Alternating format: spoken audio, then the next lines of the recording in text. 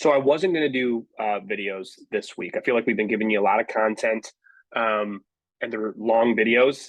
So I figured it's like, hey, I want to give people time to digest what they're learning. But I had this calling the last couple of days to let you all know, why is it that I'm doing what I'm doing here with the Unfound Anamnesis, with comics? And it was really sparked over the weekend watching the Michigan Ohio State football game with a bunch of family friends and their kids. And I got to hang out with the kids pretty much all day, being like the fun uncle. And it sparked me to want to make this video for you all. I know that might sound weird, but with that being said, Dylan Barr, co-creator of the Unfound Anamnesis with my amazing partner and friend, Matt Emery. You've heard from him. If you've been liking our content, please like, subscribe. We'd love to hear you in the comments. Feel free to share this. Like I said, in this video, I'm really going to tell you I'm going to be quick. 2 reasons why I do what I do. If you feel called, if you feel an affinity towards any of these reasons, reach out to us either through a comment on this video, through our Instagram or Facebook pages, or you can email us at unfoundanamnesis@gmail.com. That being said, let me dive in, man, and women. One of my biggest deep desires is this concept called boundlessness. And I was reading a book called A Yogi's Guide to Joy about 6 or 7 years ago. It's by this guru named Sadhguru, who's from India. He traveled all over the world. He does talks and things like that. I've been following his talks for a while, and then I read his first book. He had these talks on inner engineering. And he wrote this book called The Yogi's Guide to Joy. And in this, he talked about this concept of boundlessness, and it's always stuck with me. He said he would go to a mountain every day in the Karnataka region of India to meditate.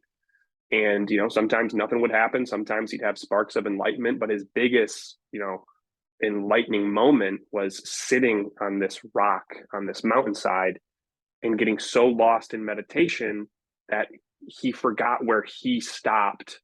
His physical body stopped, and where the rock beneath him began. He felt one with everything around him. He said he was crying. It was just a beautiful experience.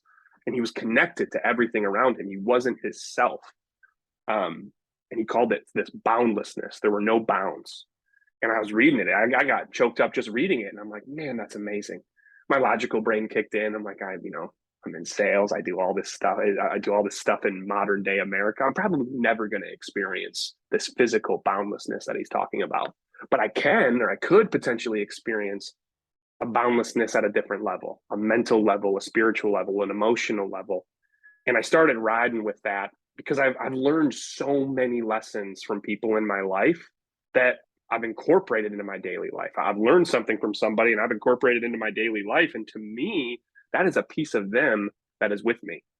And what I aim to do with my work, being a leader, a manager, a salesperson, a creator, is I aim to do the same thing. I aim to teach lessons to people. Not everything's going to stick. I'm not the greatest teacher, but some things are. And those things that stick, people take a piece of me with them into their daily life. And some of that I've learned from other people. And for me, it's just this feeling of my own boundlessness. It's the first reason I'm doing what I'm doing with the Unfound Anamnesis. Second reason is, and I found that the people that I'm reaching are very similar to me.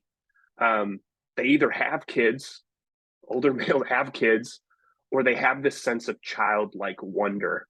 Doesn't matter their age. They just have this sense of giddy, childlike wonder. And I think it all kind of comes back to my wife and I trying for kids right now. I can't wait to have a child of my own to teach them things that I've learned, to have that experience of boundlessness for a young soul to be able to fully absorb. I mean, young kids are sponges. Hanging out with these kids over the weekend, it's like, it was so cool to meet them at their level and teach them small things that could be building blocks for them as they grow up. That gets me going. I'd love to be able to pass that torch, what I've learned, pass that torch on to the next generation. Children are our future. Is cliche as that sounds. That's what comics are for. Comics typically reach kids, or they reach adults that have childlike wonder, that learn things from it to teach to kids or their friends.